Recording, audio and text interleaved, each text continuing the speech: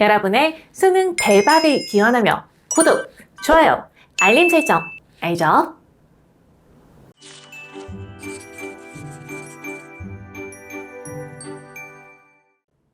안녕하세요. 예지쌤입니다. 예지인은 국어생활의 날이 다시 돌아왔습니다. 오늘 여러분과 같이 살펴볼 작품은 2022 수능 완성에 실려있는 황순원의 고개사라는 소설입니다. 황순원, 정말 유명한 작가분이시지만 고개사라는 소설을 다소 낯설게 느껴지셨을 텐데요. 어려운 내용은 아니니만큼 쌤하고 오늘 같이 즐겁게 공부해 보도록 하겠습니다.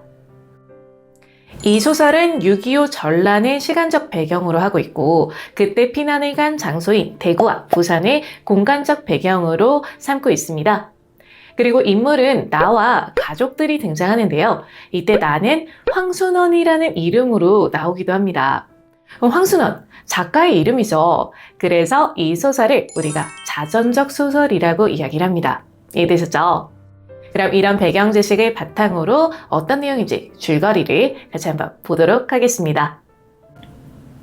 전쟁을 피해 피난을 떠난 나와 가족들은 대구의 한 변호사 댁에 몸을 의탁하게 됩니다.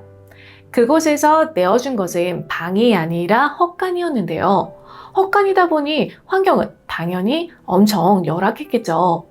근데 그런 상황 속에서도 변호사의 장모인 노파는 이 가족들에게 많은 규칙을 지킬 것을 요구합니다. 근데 그 규칙이라는 게 주인 댁에 물을 깃기 전에 먼저 물을 뜨지 말라든가 빨래를 하지 말라든가 안에 있는 변소를 사용하지 말 것과 같은 굉장히 비인간적인 요구들이었습니다.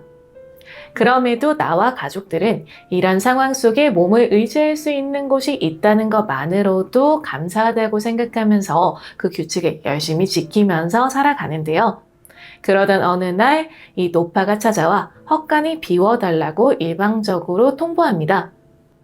겉으로는 그들이 머물고 있는 헛간에 구공탄을 보관해야 되기 때문에 나가달라고 이야기했지만 사실은 변소를 사용하지 말라는 규칙에 따라 어쩔 수 없이 임의로 마련해놓은 마당 한 구석에 변소를 본 노파가 도저히 그 더러움을 견딜 수 없다며 내쫓는 것이었습니다. 가족들 입장에선 무척 억울할 수밖에 없는 일이었는데요. 그래도 나가달라는 요구를 받았으니 어쩔 수 없이 그곳을 떠나게 된 가족들은 대구를 떠나 부산으로 이동하게 됩니다. 그렇게 가게 된 부산에서 나와 가족들은 또다시 한 변호사 댁에 신세를 지게 됩니다. 그 집은 이미 나의 처제가 새들어 살고 있던 집이었는데요. 그 좁은 방 한 칸에 처제네 가족들과 나의 가족들이 함께 뒤엉켜서 사는 그런 열악한 환경 속에서도 열심히 살아보겠다고 아이들까지 나가서 껌 팔고 담배 팔고 하는 경제활동을 하면서 지냅니다. 그렇게 열심히 살아가던 어느 날 여기에서도 역시 주인 댁에서 나가달라는 요구를 합니다. 그들이 살고 있는 그 방을 식모에게 줘야겠다. 손녀들이 할머니와 같이 지내는 게 너무 불편해서 옮겨가야겠다와 같은 이야기를 하며 나가달라고 이야기하는 주인 댁의 말에 다른 곳으로 옮기기 위해 사방을 수소문해보지만 마땅한 곳을 찾지 못한 나와 가족들은 나가지 못한다고 이야기를 하면서 양해를 부탁합니다. 그럼에도 불구하고 변호사가 와서 막 윽박 지르고 그 아들이 와서 폭력을 휘두를 것처럼 굴고 하면서 굉장히 강하게 나가달라는 압박을 하는데요. 그러면서 너희가 인간이야? 막 이런 얘기까지 나오는 상황이 됩니다. 그런 이야기를 들으면서도 도저히 갈 곳이 없는 나와 가족들은 거기에서 버티기 위해서 안간힘을 쓰죠. 이렇게 갈등 상황이 지속되던 어느 날 각자의 일을 마친 가족들은 함께 모여서 귀갓길에 오르는데요. 이렇게 집에 가던 중 갑자기 왜인지 흥이 나버린 아이들은 돌아가면서 노래를 부르고 들썩들썩 춤을 추기 시작합니다. 평소에는 주인 댁의 눈치를 보느라 목소리조차 높이지 못하는 아이들의 상황을 잘 알고 있던 나는 그런 아이들을 말리지 못하고 오는 듯 우는 듯 바라만 보는데요. 그런 아이들의 모습이 마치 고개단의 고개 같다고 생각하고 자신들이 하나의 고개사처럼 생각을 하던 나는 이 아이들이 나중에 자신들의 고결단을 이끌게 되었을 때, 그때는 지금 같은 상황이 아니게, 지금 같은 모습이 아니기를 바라는 그런 아버지의 마음을 묘사하는 것으로 이 소설은 마무리가 됩니다. 지금까지 줄거리에 대해서 같이 살펴봤습니다. 전쟁이라는 극한 상황 속에서 피난지에서 겪게 되는 비인간적이고 불합리한 일들에 대해서 다루면서도 가족 간의 사랑의 이야기, 그리고 인간적인 감정을 잃지 않는 그런 모습들이 등장하고 있다는 점에서 주제는 긍정적 자세로 피난지에서의 어려움을 극복하고자 하는 의지 정도로 정리해 볼 수 있겠습니다. 그리고 시점은 1인칭 주인공 시점이겠죠. 나라는 인물이 계속 등장을 하고 있었고요. 그 내가 소설의 내용의 주인공이었기 때문에 1인칭 주인공 시점으로 다시 한번 정리를 해주시고요. 이때 나는 황순원이라는 이름으로 다시 이야기가 되고 있다는 점에서 이 소설은 자전적 소설로 볼 수 있다는 특징도 잊지 말고 다시 한번 리마인드 해주시면 되겠습니다. 작품을 깊이 있게 이해하기 위한 매 눈의 시간을 가져보겠습니다. 먼저 서술상의 특징에 대해서 같이 살펴볼 건데요. 이 소설은 자전적 소설이라고 말씀드렸죠.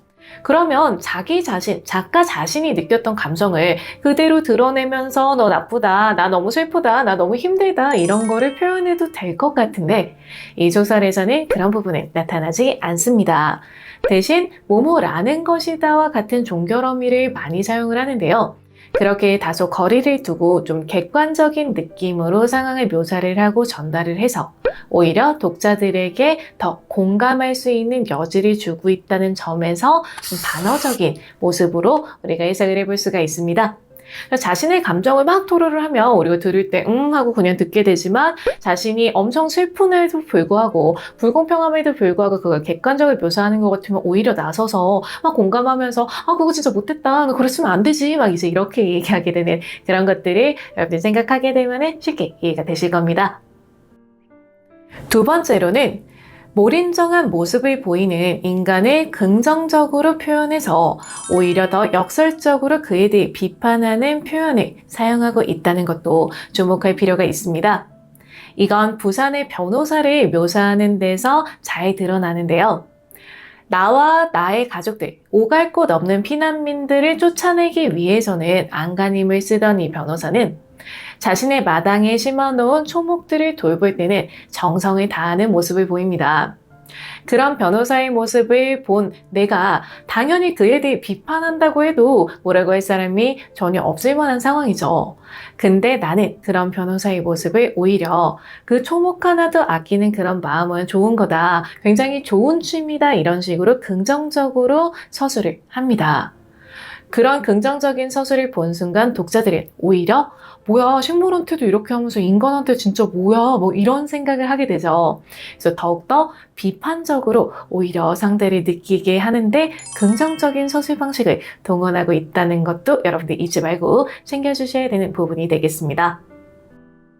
그리고 마지막으로 어린아이들조차 미군에게 가서 Please sell to me라고 하면서 한 푼이라도 벌어보고자 애쓰는 그런 모습들, 그리고 머물 곳을 찾지 못해 이리저리 떠돌아다닐 수밖에 없었던 그런 피난민들의 모습들을 자전적으로 사실적으로 다루고 있다는 점에서도 상당히 큰 의의를 가지는 작품이니만큼 그런 부분들도 여러분들 놓치지 말고 챙겨주실 수 있어야겠습니다. 오늘 생각에 살펴본 건 황순원의 고개사라는 소설이었습니다. 부정적인 상황에 대해 오히려 긍정적으로 서술을 해서 우리가 이 상황에 지지 않겠다라는 의지를 전달함과 동시에 그런 부정적인 상황을 만든 인물들에 대해서는 더욱 부정적으로 독자들이 느끼게끔 하고 있었다는 것도 기억해 주셔야 되겠죠. 그런 부분들은 여러분 놓치지 말고 꼭꼭 챙겨주실 수 있도록 해주시면 되겠습니다. 그럼 오늘도 정말 고생 많이 하셨고요. 다음 시간에는 또 다른 수능은선 작품으로 찾아오도록 하겠습니다. 여러분, 쌤이 항상 여러분을 사랑한다는 거 오늘도 잊지 말고 기억해 주시면서 다음 시간에 또 봐요.